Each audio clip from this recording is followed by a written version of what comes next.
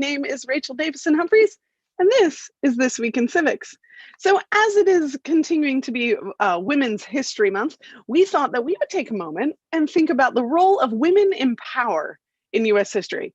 Vice President Kamala Harris is an example of women taking political power to new heights this year, especially with the number of women in Congress, the number of women millionaires, the number of women leading the charge in science and math and all of the civil institutions that have come around COVID and supporting all of the institutions of our civil society. So we wanted to take a moment and kind of think about power. Today is a good day to do that, March 15th, because Truman, in 1946, President Truman appointed Eleanor Roosevelt to the United Nations on March 15th, which was a huge honor. A woman being America's representative to the United Nations. So when we think about power in US history, I think one of the things to think about is economic agency or economic power versus political power, political agency. And there's often a tension between those two. They come together in some ways and they diverge in other ways. And throughout American history, you have that power being granted and that power being unjustly denied, both economic and political power, to different groups of women throughout American history. I grew up in New Jersey, so I'm particularly aware of the political power struggle when it came to voting in New Jersey. Women in New Jersey were allowed to vote prior to the revolution, and then weren't, and then were, and then weren't, and actually went back and forth a number of times. You can explore the Votes for Women curriculum that BRI has, that's as part of looking at just the history of suffrage and trying to achieve political power through voting in the US. The other thing, and then when you're looking through there, just also start to consider how women have given themselves power by being a part of different communities. So I think, like I said, not only government, like Eleanor Roosevelt or Frances Perkins, who Roosevelt actually, President Roosevelt appointed in 1933 to be the first woman in a presidential cabinet working on workforce development. She was seriously impacted by the Triangle Shirtwaist factory fire, and then became involved based on that.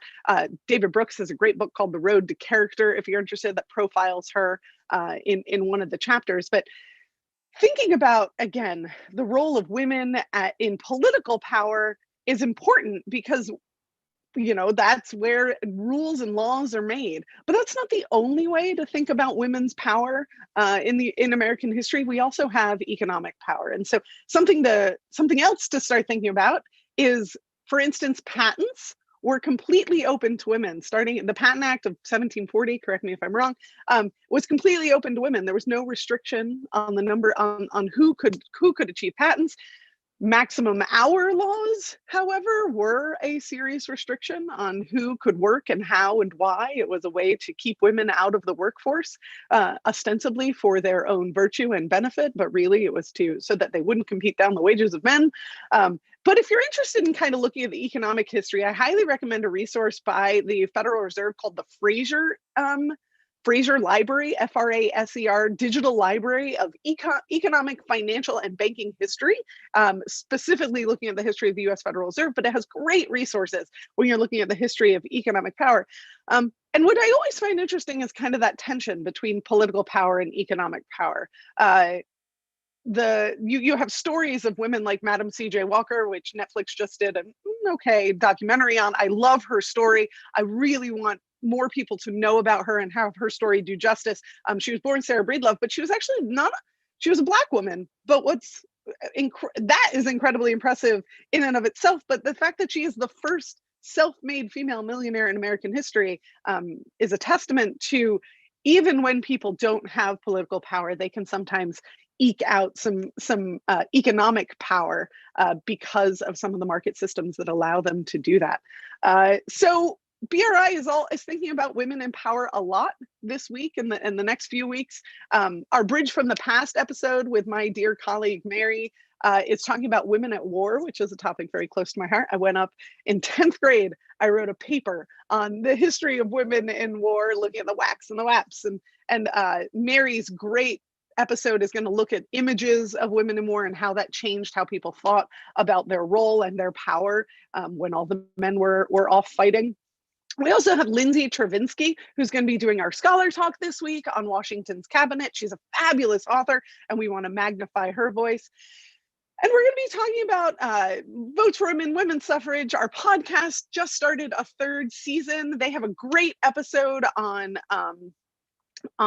Amelia Earhart from last season, but they have new episodes coming out. The women on that show are phenomenal. So I highly recommend looking at all of our resources, thinking about what is the difference between economic and political power in the US? How have women exercised both economic and political power, and how has it been unjustly denied to them throughout this week?